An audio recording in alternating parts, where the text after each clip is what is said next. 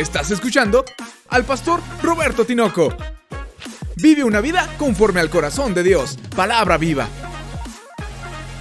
Sin estorbo se llama este mensaje, que está diseñado en la serie de la vida del apóstol Pablo. Amados, no siempre somos conscientes de la importancia de este apóstol. De verdad fue tan importante que Dios lo levantó después de los 12, porque literalmente el cristianismo corría riesgo de perderse si Dios no hubiera levantado al apóstol Pablo a predicar y a enseñar la revelación que él le llamó el misterio de Dios, que es Cristo en vosotros. Es algo espectacular y es fundamental que lo veamos, porque nos va a ayudar a entender el privilegio que tenemos como iglesia de ser la iglesia, y segundo, la posibilidad de extender este misterio, este evangelio a los demás. Te invito entonces para que veamos este mensaje llamado así, sin estorbos, a todo el mundo, en todo el mundo, porque yo sé que tú también tienes ese corazón que alcanza almas. Bendito sea Dios. Basados en el libro de los Hechos capítulo 15, leeremos los primeros 2 versículos de inicio, y durante este mensaje estaremos viendo algunos versículos más de ese capítulo. Así que ponle el dedo ahí, aunque se ponga negro, ponle el dedo a la Biblia para estar viendo en diferentes momentos del mensaje los demás versículos. Dice Hechos 15:1: entonces algunos que venían de Judea enseñaban a los hermanos: si no circuncidáis conforme al rito de Moisés, no podéis ser salvos. Como Pablo y Bernabé tuviesen una discusión y contienda no pequeña con ellos, o sea, se pelearon en serio, se dispuso que subiesen Pablo y Bernabé a Jerusalén, y algunos otros de ellos a los apóstoles y a los ancianos, para tratar esta cuestión. Vamos a entender esto sin estorbos. Para ilustrarlo, permíteme mencionarte lo siguiente. Cuando llegamos a este lugar, ya hace, no sé, algunos años, más de 10 años, no me acuerdo bien. Cuando llegamos a este lugar en donde estamos en este momento, había necesidad de hacer trámites, evidentemente, permisos, etcétera. Y la administración que había en aquel entonces nos dio algunas reglas de protección civil para poder sacar permisos. Y dentro de las reglas había algunos requisitos muy interesantes. Por ejemplo, había requisitos para prevenir por si había incendios. Es totalmente comprensible. Por si había accidentes, totalmente comprensible. También si había terremotos, dice uno, bueno, pues como que no es una zona de terremotos, pero pasa, lo aceptamos. Pero luego había un apartado por si había tsunami, y esa parte sí fue muy complicada, porque decimos, pues ¿cómo le hacemos para cumplir el requisito de tsunami si necesitamos meter como 500 kilómetros del mar en tierra adentro y a una altura de 1500 metros sobre el nivel del mar? O sea, estaría un poquito complicado. Obviamente eso es un estorbo imposible de saltar. Y cuando se trata del evangelio, el cristianismo, la vida del creyente, la verdad es que Dios es sumamente amplio en salvar. Está teniendo una gran disposición de alcanzar a todos. Tanto que un hombre puede ser un ladrón y asesino a un lado de Jesús sin tener tiempo de discipulado, ni de bautismo, ni de hacer una profesión pública de fe, ni de hacer buenas obras. Ser un ladrón que lo están matando y basta un momento de fe para salvarse. Hay una gran intención de Dios para salvar. Los hombres somos los que ponemos muchos requisitos. Y de pronto pedimos requisitos para el tsunami, por así decirlo. De pronto ponemos requisitos de cosas que realmente no son necesarias. Y la religiosidad se transforma en algo que presiona a los creyentes para hacerlos sentir imposiblemente cristianos, vamos a decirlo así, estorbos. Lo que estaba pasando en aquel tiempo era algo semejante.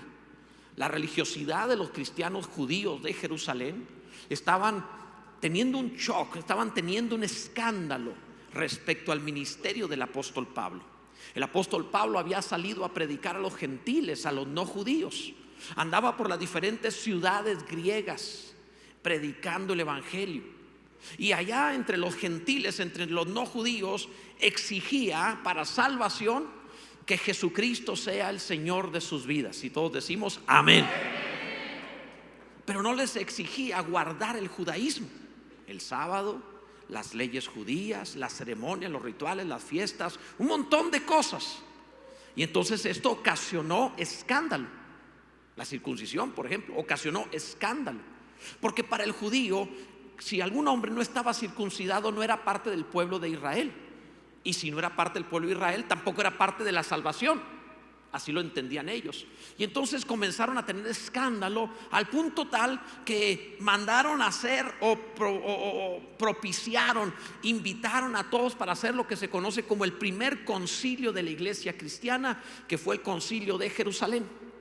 Reunirse en Jerusalén los apóstoles y pastores de distintos lugares para discutir, hablar acerca de lo que el apóstol Pablo andaba haciendo, predicando el evangelio a todo el mundo, para ver si era legítimo o no. Imagínate la iglesia reunirse para decir: no es correcto eso, también tienen que circuncidarse, y también tienen que guardar la ley, también tienen.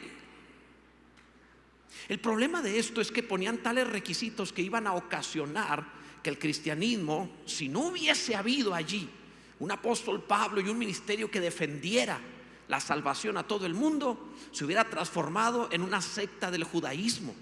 Y en lugar de la iglesia cristiana por todo el mundo, habría habido escribas, fariseos y cristianos. Grave. Quizá no te parezca relevante a tu vida, pero es tan relevante que somos tentados en estos tiempos a cosas semejantes. Llegamos con una gran disposición a la salvación. La primera vez que estuviste en una iglesia cristiana y que oíste la palabra, posiblemente la primera vez que estés aquí, la primera vez es maravilloso, tú dices gloria a Dios. Y conforme pasa el tiempo, algunos, no todos, algunos empiezan a sentirse como con ciertos derechos de poner requisitos a los demás. No, tú estás muy verde todavía, te falta esto, esto y esto y esto, y entonces eres cristiano. Y empezamos a hacer difícil el cristianismo. Nosotros creemos en la santidad práctica, real, pero que es ocasionada por el Espíritu de Dios, no por las leyes de los hombres. Que es ocasionada por el poder de Dios que transforma las vidas, y no por las prohibiciones humanas. Porque si el Espíritu Santo no te santifica, un hombre pecador tampoco lo va a conseguir. Sea Dios glorificado por siempre en Jesucristo. Amén.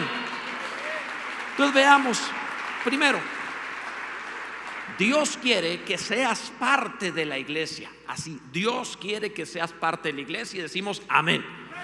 Veamos primero el testimonio del apóstol Pedro en ese concilio de Jerusalén. Dice el versículo 7: y después de mucha discusión, o sea, se pelearon. Por si algunos dicen: no, ¿cómo no somos como la primera iglesia que ahí se andaban unidos? No, se daban también. Donde pongas personas envueltas en carne vas a encontrar conflictos. Eso sucede. Digo, aquí no, pero nos han contado. Entonces dice el pasaje: y después de mucha discusión, Pedro se levantó y les dijo: varones hermanos, vosotros sabéis cómo ya hace algún tiempo que Dios escogió que los gentiles oyesen por mi boca la palabra del evangelio y creyesen. O sea, después de mucha discusión, cuando no llegaban a ningún lado, el apóstol Pedro dijo: pues voy a usar autoridad apostólica. Y bien por Pedro. Total, sin otro tiempo cortó orejas, porque hoy no. Bien por Pedro. Dios bendiga a todos los Pedros valientes, arrojados, que predican el evangelio, que no se acobardan, que no son tímidos, que se animan a decirle al mundo: hay salvación en Cristo Jesús. Pedro lo hace ahí. Y utiliza su autoridad apostólica porque dice: Dios escogió que los gentiles oyesen el evangelio por mi boca. O sea, él supo: el primerito fui yo, dijo Pedro. Antes de Pablo fui yo. Y si es cierto, en el capítulo 10 él predicó en la casa de Cornelio. ¿Recuerdan ustedes? Cuando vimos la serie de Pedro vimos eso. Claro que lo hizo medio así con un poquito de prejuicio, pero predicó allí. Él tenía prejuicio, pero cuando vio que el Espíritu Santo se derramó sobre ellos, dijo: no, Dios está en esto, Dios está en el asunto. Y entonces, pero utilizó allí ministerio apostólico, su llamado, su autoridad de ser uno de los 12, para decir: si Dios me eligió a mí para esto, ¿por qué ustedes se oponen? Finalmente es uno de los 12, porque Jacobo, el hermano del Señor, a quien conocemos como Santiago, el pastor de la iglesia de Jerusalén, era uno de los principales opositores. Gente muy buena se equivoca, hasta tú. Entonces, pero fíjate el pasaje. Entonces, ¿qué hace Pedro? Pone una evidencia. ¿Cómo sé que estaba en lo correcto? Porque Dios les dio el Espíritu Santo. Entonces la evidencia que da el apóstol Pedro es que si Dios le da el Espíritu Santo a una persona que no ha sido circuncidada y que no está guardando la ley, entonces Dios lo ha aceptado como parte de su pueblo. ¿Por qué habría Dios de vivir en alguien si no lo aceptara? Es la evidencia del apóstol Pedro, y esa es una evidencia maravillosa. Amado, Dios te desea como parte de la iglesia y tiene al Espíritu Santo para habitar dentro de ti. Quiere Él llenarte, quiere Dios saturarte, quiere el Señor morar en ti, quiere ir contigo a todos lados, quiere que tú seas su pueblo. Bendito sea el Señor. Dios es bueno. Alguien glorifica a nuestro Señor. Gloria a Dios. Incluso el apóstol Pedro les dice otra razón por la cual no deben ponerle la ley a los gentiles. Dice, ni nosotros los judíos la cumplimos. O sea, tenemos 1500 años y no cumplimos la ley. Está diciendo Pedro, en el contexto lo hace. Entonces, si nosotros no lo cumplimos, no pudimos guardar la ley, ¿por qué quieren que los gentiles lo hagan? Debes saber que todo religioso que te pone cargas lo hace porque él se siente frustrado, porque él mismo no la lleva. El que te dice lo que debes ayunar es porque él no lo hace. El que te dice lo que tú debes leer, hacer obras o esto, lo otro, y que te obliga y te dice, si no, no eres cristiano, es porque él no lo hace y está proyectando su frustración hacia ti. Hay un hermanito en la iglesia que le fascinaba hacer buenas obras con el dinero de la iglesia. Era buenísimo para la generosidad con el dinero de la iglesia. Entonces, siempre que había alguien necesitado allá afuera, no en la iglesia, afuera, lo traía y me lo traía entre semana a la oficina y decía, me encontré un hombre pidiendo limosna y que necesita ayuda. Entonces, pastor, pues lo traje para que le ayuden. Y yo sacaba dinero y le daba. Pues no lo vamos a meter o sea, pues, ¿cómo? Bueno, en fin, me lo hizo 3 veces. En la 4ª vez le dije, ¿qué le parece, hermano? A partir de hoy hagamos lo siguiente. No la iglesia, usted y yo, mitad y mitad. Cada vez que encuentre a alguien que necesite ayuda, yo pongo la mitad y usted la otra mitad. ¿Cómo la ve? Y no volvió. Se acabaron las obras de misericordia. Se acabó la generosidad. Es bien extraño. Cada vez que tú te encuentres a alguien que le gusta la santidad ajena, las buenas obras ajenas, la compasión ajena, el cristianismo ajeno, que señala al otro cómo debería vivir, trae un problema personal. Amado, si lo difícil es que nosotros lo guardemos, el apóstol Pedro está diciendo, ¿por qué le ponen estas cargas a los gentiles que ni ustedes las guardan? Cuidado. Entonces, cuando alguien te diga, un día vino una hermanita y me dijo, pastor, sabe que mi esposo pues no se convierte, entonces quiero ayunar por él para que Dios lo salve. Y dije, bueno, pues, o sea, lo pensé primero, que no era tanto por el ayuno de ella, sino por la decisión de él, porque Dios no obliga a nadie a creer distinto a lo que quiera. Dios permite el libre albedrío. Pero ¿para qué desanimo a la hermana? ¿Está bien? Ok, hermana, ¿cuánto tiempo va a ayunar? 1 semana, pero sabe, hay un problema. Yo tengo problemas estomacales, entonces no puedo ayunar. ¿Puede ayunar usted por él? Mírala. Ahora resulta, si me quiere matar, o sea, yo voy a estar ayunando por todos, no juegues. O sea, lo puedo hacer en conjunto, pero no uno por uno. Entonces, qué interesante cuando te proyectan su propia carga. Y eso es bien común, hermano, bien común. Cuidado cuando alguien trate de ponerte una carga que él mismo no está llevando. Era lo que ahí estaba sucediendo. Necesitamos el Espíritu de Dios, y sin el Espíritu de Dios no es posible guardar la palabra de Dios, amados. Ya no la ley, la palabra de Dios. Solo lo que Él haga en nosotros podemos hacer. Si alguno quisiera viajar a Marte, y a ver cómo andan con esa idea, no, que vamos a ir a Marte, ¿para qué? Bueno, está bien, vayan pues. Tenemos que colonizar el planeta Marte. Yo estoy pensando, a duras penas tiendes la cama, no juegues, o sea. Pero ok, está bien, ve a colonizar Marte. Es increíble que salen por mucho más barato resolver los problemas de este planeta que ir a colonizar Marte. Pero por mucho. O sea, tan sencillo como el agua. Simplemente, es que aquí el agua está contaminada. Sí, pero hay.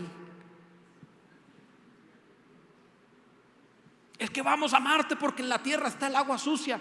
Pues sí, pero aquí sí hay agua. Es que el aire, ya vean cómo está contaminado, vamos a Marte. Sí, pero aquí sí hay. Igual podemos hablar de todo. Es que han talado tantos árboles y están acabándose los bosques, pero hay bosques allá no.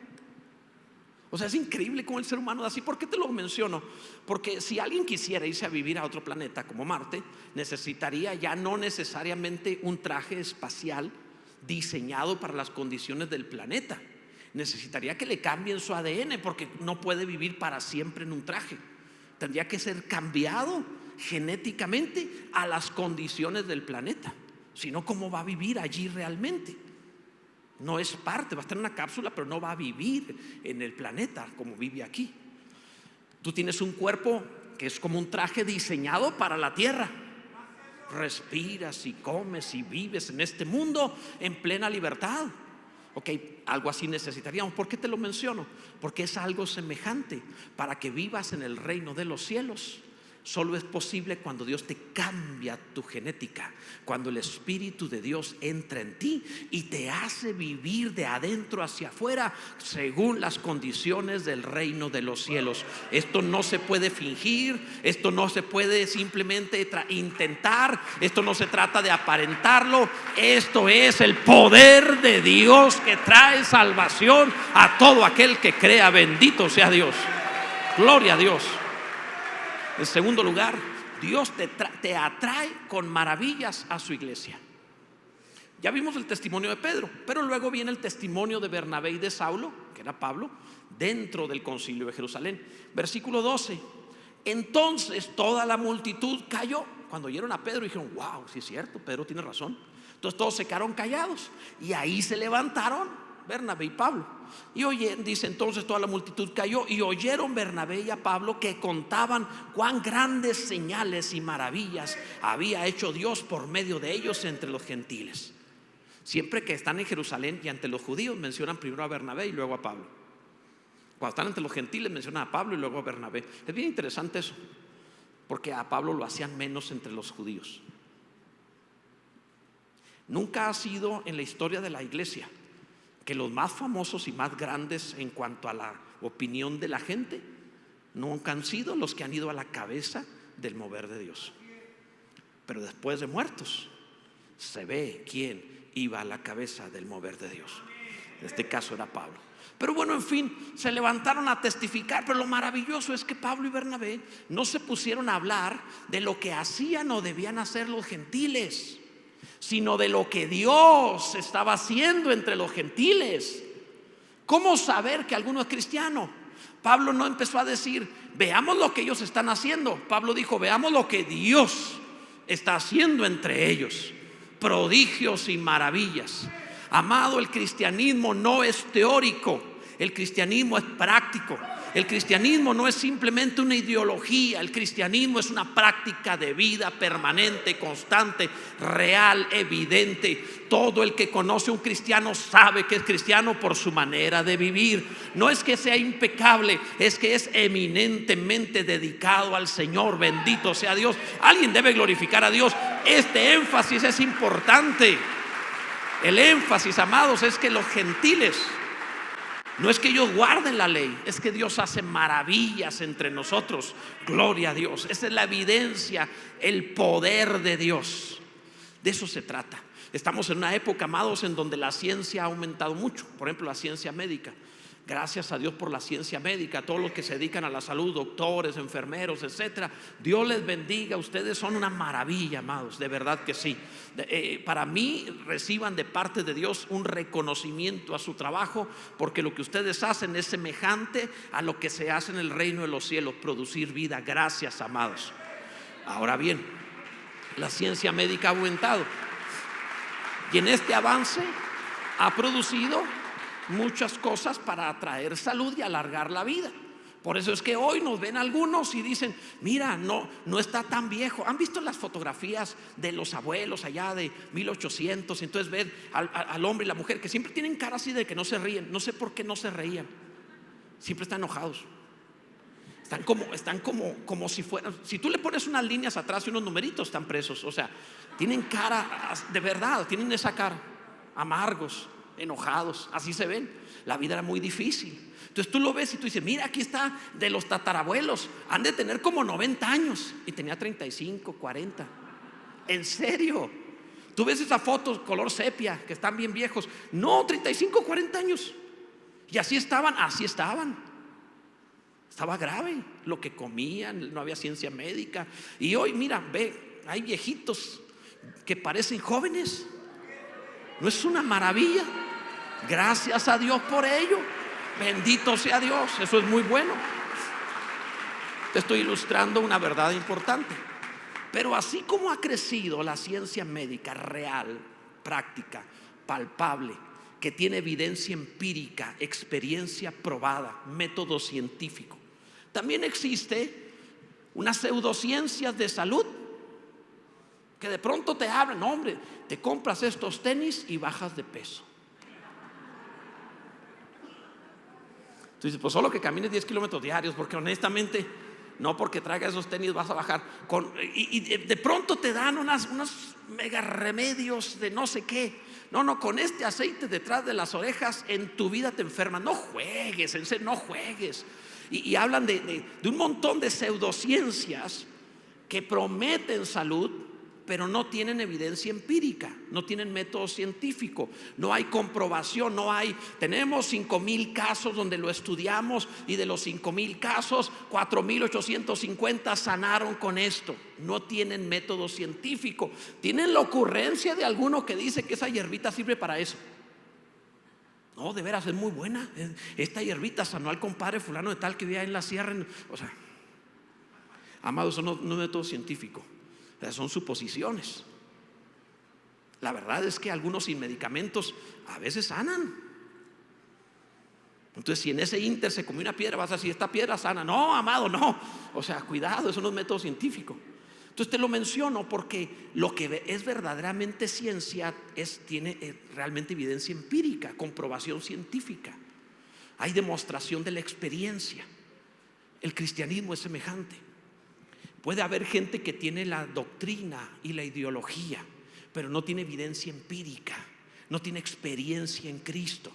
Son personas que pueden ser religiosas, acudir a una iglesia y saberse el mismo credo, pero ellos no tienen experiencia de salvación y de conversión en su vida. No solo no han nacido de nuevo, no los ves que Dios está guiando, no es Jesucristo el Señor. El verdadero cristianismo al que están refiriendo Pablo y Bernabé no es aquel en donde Él hace cosas cristianas, sino en donde Dios hace que una persona sea cristiana, lo ha transformado, lo ha santificado, lo ha restaurado, lo está haciendo vivir en la palabra de Dios. Hay experiencia verdadera, genuina, no suposición, no es que se siente, no es que él quiere. Hay evidencia del poder de Dios en su vida que pone de manifiesto verdaderamente ha conocido a Dios. Bendito sea el nombre del Señor. De eso estaban hablando y eso es muy importante, amados. Bendito sea Dios. En tercer lugar, el plan de Dios para todos. Esto no es solo para algunos, no es para megacristianos, megasantos, no, es para todo el que quiera. Es para todos. Esto es lo maravilloso. Mira la conclusión a la que llegó Jacobo, como que al ver a Pedro, al escuchar a Bernabé, al escuchar a Saulo, dijo Jacobo, no, pues ya me ganaron el debate, tienen razón. Están usando la Biblia y me dieron una tunda, tienen razón. Y se pone en pie. Que primero que nada Jacobo no tenía que concluir en la asamblea, porque Jacobo no era apóstol, era pastor. Y se trata de un concilio universal, es decir, de todo el mundo. Entonces, ¿cómo es posible que lo quiera definir el pastor de la iglesia local, que es anfitrión, y no un apóstol? Debía ser sido Pedro o Pablo, que era el apóstol a los gentiles. Pero Jacobo era mandón. En la iglesia siempre hay alguien así, y Jacobo era de esos. Ahora, yo no voy a criticarle más, porque finalmente es el hermano del Señor. ¿Te imaginas vivir al lado de Jesús? Quiero que pienses lo que significa tener de ejemplo a Jesús. Tú vienes de la escuela y te dicen, ¿cómo te fue? Jesús ya se aprendió Génesis, Éxodo, Levítico, Números, Deuteronomio. Y tú vienes y dices que el hombre fue hecho el sexto día. O sea, está grave la comparación. Y eso provoca un carácter de alguien mega estricto. Es comprensible. ¿Por qué no eres como tu hermano Jacobo? ¿Por qué? porque a mí me tuvo José, ya él lo tuvo Dios, o sea, nomás por eso. O sea, pero ok. Entonces Jacobo es así. Eso lo enseña la palabra, te estoy resumiendo la palabra. Entonces es impresionante eso. Pero él se pone en pie y habla por esa personalidad, por ese carácter. Y dice en el versículo 13: y cuando ellos callaron, Bernabé y Saulo, Jacobo respondió diciendo: varones, hermanos, oídme. Simón ha contado cómo Dios visitó por primera vez a los gentiles, es Hechos 10, para tomar de ellos pueblo para su nombre. Y con esto concuerdan las palabras de los profetas, como está escrito. Se puso bíblico, hizo bien. Y da una revelación espectacular. Después de esto, volveré y reedificaré el tabernáculo de David que está caído, y repararé sus ruinas y lo volveré a levantar, para que el resto de los hombres busque al Señor. Y todos los gentiles, ve lo que dice, todos los gentiles sobre los cuales es invocado mi nombre. Esto es maravilloso, amados. Jacobo lo entendió de pronto, vio a Bernabé, a Pablo, a Pedro, y lo entendió. Dijo: wow, tienen razón. Evidentemente Dios quiere salvar a todo el mundo. Y se acordó de la palabra. Porque Dios prometió. Dios no prometió restaurar el tabernáculo de Moisés, de manera que no tenemos que ponerle los requisitos de la ley de Moisés. Tampoco prometió restaurar el templo de Salomón, para que le pongamos las ceremonias y rituales de Salomón. Dios prometió restaurar el tabernáculo de David. Y Jacob lo entendió. Jacobo, ¿cuál es el tabernáculo de David? El tabernáculo de David. David un día pensó: ¿por qué tenemos que ser tan complicado para ir a Dios? Tiene cortinas y cortinas y cortinas y requisitos. Sacrificas un cordero, agarras la sangre, la pones luego más adelante, tienes que lavarte en el lavacro, entra al segundo velo, en el segundo velo están los panes y tienes que pasar un montón de requisitos. Y dijo David: no, lo que Dios quiere es que vayamos a Él. Quítenme todos los velos. David, pero se va a enojar, porque acuérdate que el que entraba, el que cruzaba el velo se moría. Pues claro, el que quiera guardar la ley no va a poder y se va a morir. Pero yo no quiero guardar la ley, yo quiero a Dios. Quítenme los velos. Era una locura. ¿En serio? Sí, quiten los velos. Y los quitaron y no se murió. Oye, pero ¿qué vas a usar? Vamos a poner gente que cante 24 horas, que esté orando la palabra de Dios 24 horas. Y vamos a poner turnos de gente que esté permanentemente cantando, adorando, hablando la palabra y profetizando y orando permanentemente, 24/7, siempre, todo el tiempo. Dios lo dijo: wow, entendió. David tuvo más revelación que Moisés, lo entendió. Y a Dios le gustó. Dijo: no quiero el tabernáculo de Moisés, ni el templo de Salomón. Me gusta lo que hizo David. Entonces Jacob está entendiendo esto, y Jacob está diciendo: esto que hizo Pablo y Bernabé es el cumplimiento de la restauración del tabernáculo de David. ¿En qué sentido? ¿Que una congregación tenga servicios 24/7? No, amados, eso no es la restauración del tabernáculo de David. La restauración del tabernáculo de David es que los gentiles, todo el mundo, busque a Dios, para que siempre, en todo el mundo, en este momento y a toda hora y todo el tiempo, siempre hay alguien que está leyendo la Biblia, siempre hay alguien que está orando, siempre hay alguien que está cantando, siempre hay alguien que está profetizando, siempre hay alguien que está sirviendo, siempre hay alguien en todo el mundo, siempre hay alguien que está glorificando el nombre del Señor. Bendito sea Dios, gloria a Dios, Él es maravilloso. Eso es la restauración del tabernáculo de David. Es común que se quiera predicar en este tiempo: Dios prometió restaurar el tabernáculo de David, entonces tenemos que poner en la congregación esto 24/7. No, amado, ninguna congregación lo puede hacer solo, porque no se trata de un grupito. Si el cumplimiento es toda la iglesia, ese es el cumplimiento.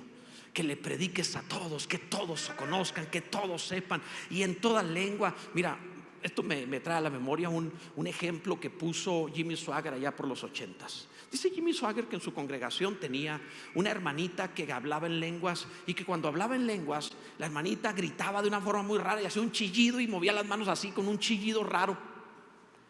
Y entonces al hermano le caía mal, al pastor, porque estoy predicando y grita así como el niño aquel. Y entonces todo pastor dice, no, habrá un ujier por ahí que se lo lleve. Entonces, bueno, en fin. Y a veces sucede así. A veces el pastor Jimmy Swaggart decía al respecto de eso, o sea, no me deja, interrumpe, etcétera. Y un día el pastor Jimmy Swaggart fue a predicar a Inglaterra, a una convención de ministros de todo el mundo. Y estando ahí de diferentes idiomas, de pronto un hermanito se puso en pie y empezó a hablar en lenguas e hizo algo semejante y también movió la mano parecido a la hermanita que él tenía en su congregación en Estados Unidos. Entonces cuando oyó eso, y qué raro, hasta acá llegan. Y entonces otro hermano se acercó, que era misionero en una tribu africana, y le dijo, ¿dónde aprendiste el dialecto fulano de tal? Y aquel hombre le dijo, ¿cuál dialecto? Es que cuando gritaste así, dijiste, sea la gloria. Eso dije, sí. No sabía, solamente me dan ganas de gritar eso. Y entonces el pastor Jimmy Swaggart lo oyó y dijo, oye, tengo una hermanita en la iglesia que dice así y que también hace lo mismo y grita de esta manera. ¿Qué significa? Significa a su nombre.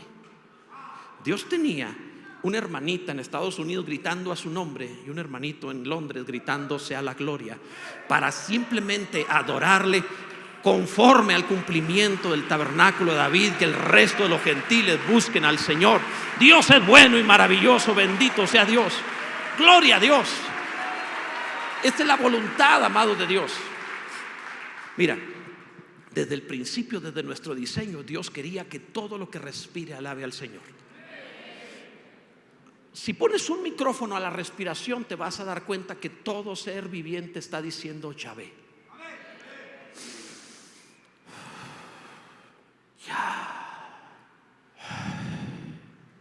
Cada vez que respiras, estás declarando Yahvé, Yahvé, Yahvé. Permanentemente estás declarando, estás hablando, estás diciendo, glorificando ese diseño. Todo lo que respire alabe al Señor. Bendito sea Dios.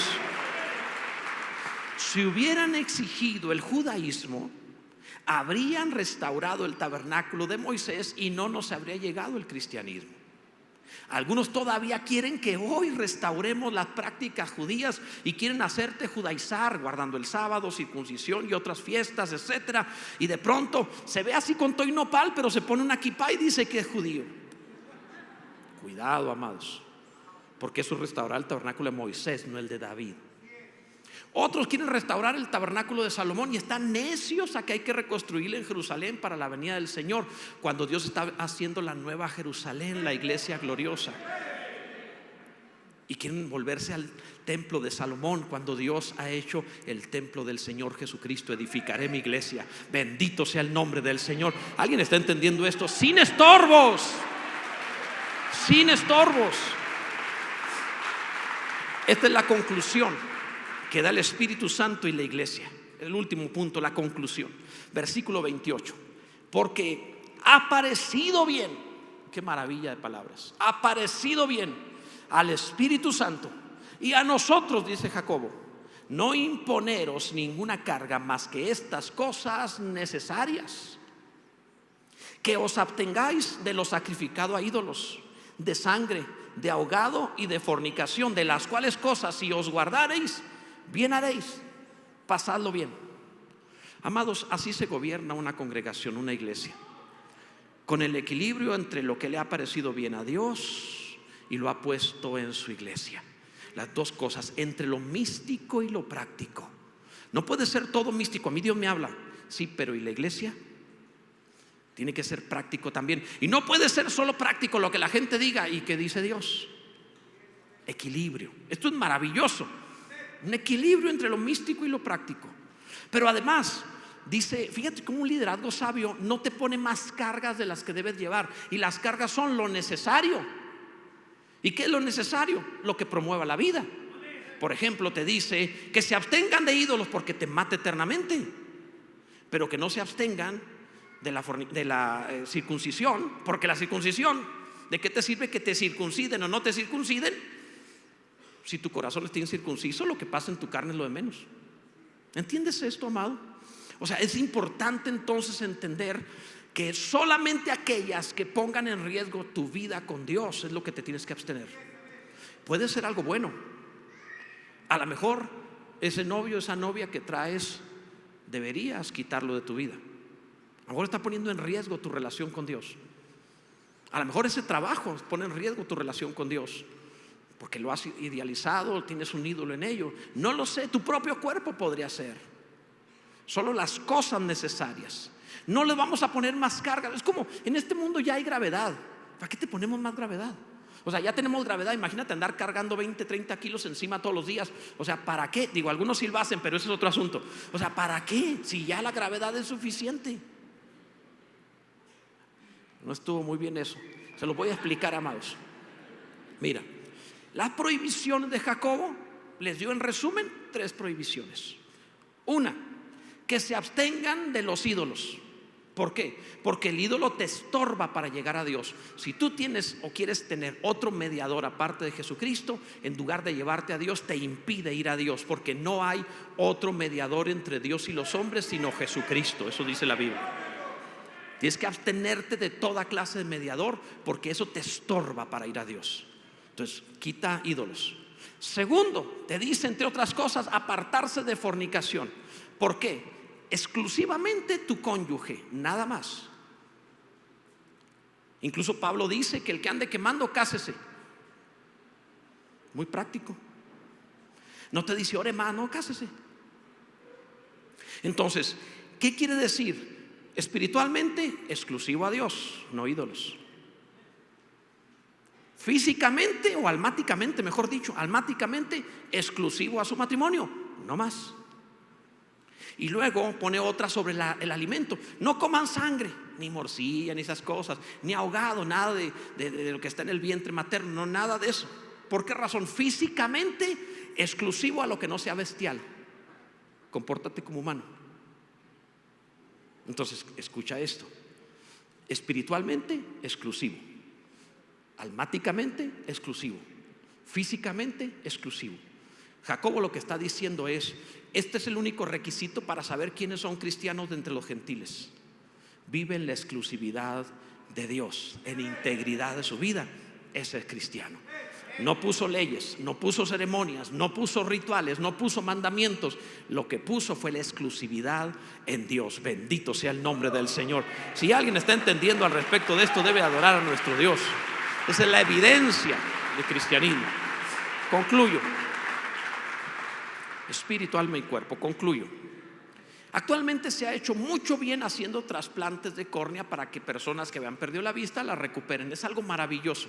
Pero cuando se busca el trasplante de córnea, si tú eres donador, y yo les recomiendo, todos los presentes sean donadores. No hay nada más bueno que los miembros de los cristianos. Han vivido santos, son limpios, son buenos. Así que ponle ahí a tu licencia que eres donador. De verdad. Pero va a andar mi corazón. Sí, va a andar también allá. Sí, bendito sea Dios. O sea, qué bueno. Igual donen sangre, la Biblia no lo prohíbe. Pero, en fin, el punto es, cuando alguien dona, por ejemplo, sus córneas, pues procuran ponerle una córnea a una persona y la otra a otra, para tener 2 que puedan ver y no solo uno. Eso es muy bueno. Eso hace el hombre por la limitación del hombre. Pero nunca vinieron ante Jesús y le recuperaba la vista al ciego y decían: nomás el derecho, el izquierdo no. Te voy a dejar con el izquierdo igual. No levantó un paralítico diciendo: te voy a enderezar una pierna y la otra te la dejo arruinada. Nomás traigo unción para una pierna. Nunca hizo eso. Es maravilloso pensar esto. Tampoco dijo: bueno, a otro le voy a restaurar la vida de su hija, como sucedió, pero lo voy a quebrar económicamente para que pida limosna. No hizo eso. Siempre lo que Dios hace es espíritu, alma y cuerpo, es integral. Puede temporalmente permitir que una persona sea probada en un área, temporalmente, pero no como lo normal de toda su vida. Lo maravilloso de Dios, salvo esa excepción que te mencioné, lo maravilloso del Señor es que restaura todo en tu vida, espíritu, alma y cuerpo. ¿Qué necesitas? Siempre le pregunta a la gente: ¿qué necesitas? ¿Qué quieres que te haga? Y Él tiene poder para restaurarlo todo. Nunca llegues con Dios diciendo: solo en esto, Señor, solo dame esto y no importa lo demás. No, ven con Dios y di: eres mucho Dios. Eres mucho Dios para que yo viva a medias. Eres mucho Dios para que esté atado al pecado. Eres mucho Dios para que mi familia esté rota. Eres mucho Dios para no restaurar la economía. Eres mucho Dios. Restáuralo todo y glorifica tu nombre en medio nuestro, en el nombre de Jesús. Bendito sea Dios. Espíritu, alma y cuerpo. y todo vuestro ser, espíritu, alma y cuerpo, sea guardado irreprensible para la venida del Señor. Todo vuestro ser. Acabo de escuchar la palabra de Dios y hay mucho más si tú te metes a alguna de mis redes sociales para poder oír, para poder conocer más al Señor. Cada palabra tiene el propósito de una mejor relación con Dios. Hay mucho material que puede servirte. Inclusive, por ejemplo, el Instituto Bíblico, tú puedes entrar y conocer más en institutobiblicopv.com. Dios va a bendecir en abundancia tu vida.